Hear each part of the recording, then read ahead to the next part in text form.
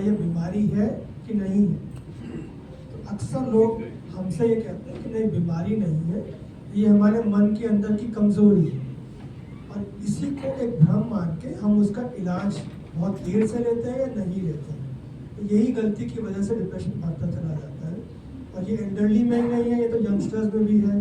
जैसे मैंने बताया, आज की डेट में यंग एज में यानी 15 to 35 में second leading cause of death is suicide. First leading cause is road traffic accident. इसलिए डिप्रेशन को हमें हल्के में नहीं लेना है। इन जनरल डिप्रेशन के 3 मेन सिम्टम है। वन इज टायर्डनेस और वीकनेस, मतलब बिना कारण से थकावट होना, कमजोरी होना। Second is loss of interest, कि जिन चीज़ों में पहले मुझे अच्छा लगता था उसमें अब मुझे उतना मन नहीं कर रहा, लोगों से बात करने का, मिलने जुलने का, फ़ोन यूज़ करने का, टीवी देखने का। And third is sad mood. तो सैड मूड हमारा केवल एक कंपोनेंट है। ये मत सोचिए कि सैडनेस आएगी तभी डिप्रेशन है। सैडनेस कई बार बाद में आती है, पहले हमें और दिक्कतें होती हैं। अब अगर हम एल्डरली की बात करें, एल्डरली में tiredness, weakness is in general, it becomes a part of your life, तो आप उसको एक्सेप्ट करने लगते हैं। बट अगर उस टायर्डनेस, वीकनेस में कुछ चेंज होता है, तो यू फील कि अभी तक तो 2 महीने पहले तक तो I was able to walk, I was able to take like 3 rounds of a society, पर अब एक में ही थक जाती है। और अब उस एक में थकने की वजह मेरा बीपी, मेरी सांस की बीमारी नहीं है। तो then you have to question yourself कि is it the onset of depression? Could there be something which in my mind is not sending energy to my body?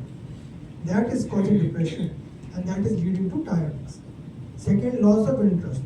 Elderly में इंटरेस्ट की चीज़ें वैसे भी काफ़ी कम हो जाती है, नैरोइंग डाउन ऑफ इंटरेस्ट हो जाता है। लेकिन वो नैरोइंग डाउन ऑफ इंटरेस्ट के बावजूद इफ़ यू फील कि हाँ there is a further restriction in what I want to do, कि मेरा आज राउंड पे जाने का ही मन नहीं कर रहा, मेरे दोस्त का फ़ोन आया, मैंने वो फ़ोन ही नहीं उठाया, मैं रोज़ व्हाट्सएप पे खूब देखती थी, इंस्टाग्राम पर रील्स देखने लगती थी, वो भी मन नहीं कर रहा। इसका मतलब है कि loss of interest which might be because of depression. End of course the main is sadness या लो मूड, एक एम्प्टीनेस से लगने लगता है, खालीपन लग रहा है, घर में सब लोग मौजूद हैं लेकिन मेरे को फिर भी अच्छा नहीं लग रहा, उनसे बोलने का दिल नहीं कर रहा। 4 दिन बाद कोई घर में त्यौहार है, कोई फंक्शन है, सब आने वाले हैं, उल्टा मुझे घबराहट हो रही है कि सब आएंगे, वो मेरे से बात करेंगे, मैं क्या बात करूँगी उनसे, क्या कहूँगी, मेरा तो कुछ अंदर से अच्छा नहीं लग रहा। ये 3 मेन चीज़ें डिप्रेशन के साइन जो कि एल्डरली में हम अलग से देखते हैं वो होते हैं।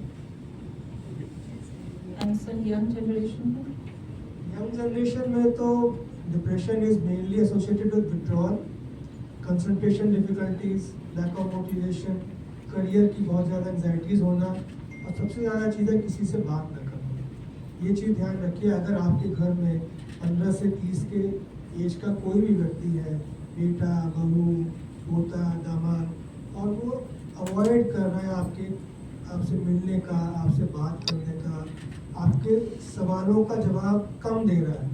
पहले आपको पूछोगे बेटा क्या हाल है, तो ना हाँ दादी ये हो रहा है, दादी वो हो रहा है, आप कहता है ठीक है करके वो अगर चुप हो जा रहा है, ये एक वार्निंग साइन हो सकता है। That is one of this sign. Second वो ये कि अगर वो दोस्तों के साथ भी नहीं जा रहा है, कई बार हम देखते हैं 15 से 25 में दोस्त बिल्कुल जान होते हैं, दोस्तों ने फ़ोन कर दिया तो तुरंत एक्टिव हो गए, नहा धो के निकल लिए। इधर सुबह से मम्मी कह रही बेटा ये काम है तो नहीं कर रहे, बिस्तर पर लेटे हैं। अब लेकिन अगर वो दोस्तों के फ़ोन पे भी आपका वो यंग पर्सन उठ के नहीं जा रहा है, तो ये भी डिप्रेशन का साइन हो सकता है। So I just